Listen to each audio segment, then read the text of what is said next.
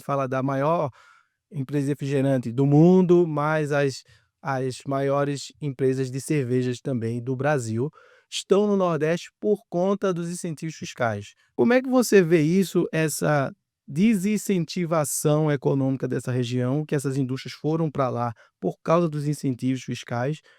Como você enxerga isso, que vai ter uma volta aqui para o Sudeste dessas mão de obra, vai ter que fechar as fábricas lá? Qual é a sua opinião sobre esse caso aí? Olha, Rodrigo, esse problema não é só do Nordeste, esse problema é do Brasil inteiro. Esse problema nós temos, inclusive aqui em São Paulo, em relação a alguns setores, nós temos no Sul, nós temos no Rio de Janeiro, setor da moda totalmente calçado em um benefício fiscal que foi criado lá. Nós temos no Centro-Oeste, nós temos em todo o país.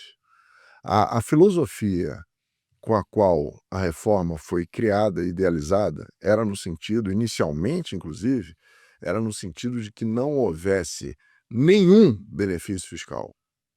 Inclusive, os artífices da reforma tributária, eles imaginavam que nem Zona Franca de Manaus deveria existir, nem o Simples deveria existir. Tanto é que o Simples é tratado pela reforma tributária de uma forma Apócrifa. muito ruim, porque eles só foram mantidos porque há uma regra constitucional dizendo que, nos termos de lei complementar, as empresas que tenham essas características, de pequenas e médias empresas, que elas terão que obedecer a um critério específico de legislação, de tributação, que seja criado especificamente para elas. É uma norma constitucional.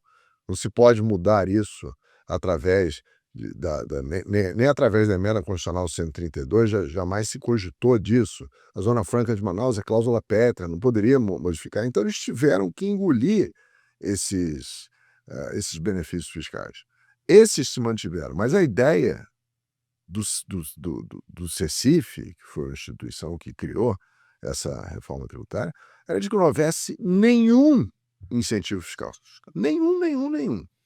E a primeira pergunta que vinha era exatamente essa: como é que ficam esses estados que se utilizam da tributação para se tornarem atrativos a novos investimentos?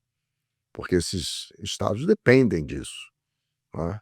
E sem a possibilidade de você criar incentivos fiscais, isenções, reduções de base de cálculo, créditos presumidos, como você se referiu, sem esse instrumento, esses estados não conseguiriam se tornar atrativos, né? É a chamada guerra fiscal, que todos nós conhecemos. Como, por exemplo, alguns estados foram se vocacionando para determinadas coisas, como, por exemplo, Espírito Santo, importação; Santa Isso, Catarina, a Fundae, importação; Centro-Oeste, central distribuição; Extrema, central distribuição; Pernambuco, central distribuição, produção e importação. Então esses estados dependem e têm um volume de importação e de central distribuição já estabelecida. exato. Então Agora, esse por é que essas empresas se estabeleceram nesses territórios? Porque havia um incentivo fiscal ali. Porque, do contrário,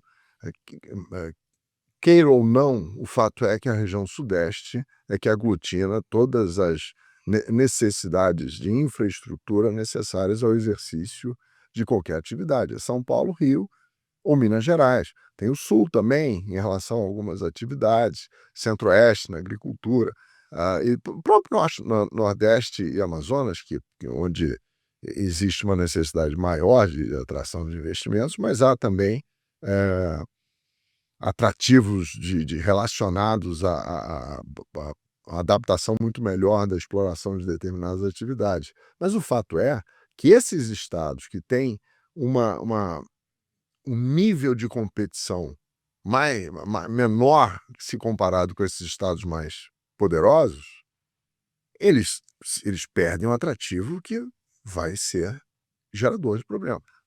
Como é que se contorna isso? Através de criação de fundos, que esses fundos vão ser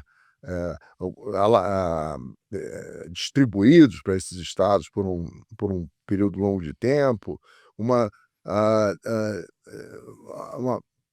como é que chama? Uma extensão de tempo maior para que essa modificação efetivamente ocorra, entendeu? Mas certamente vai ser um problema. E toda aquela ideia inicial de que não haveria concessão de benefícios fiscais ou tratamentos mais benéficos a um contribuinte em detrimento de outro, isso foi para o espaço, né?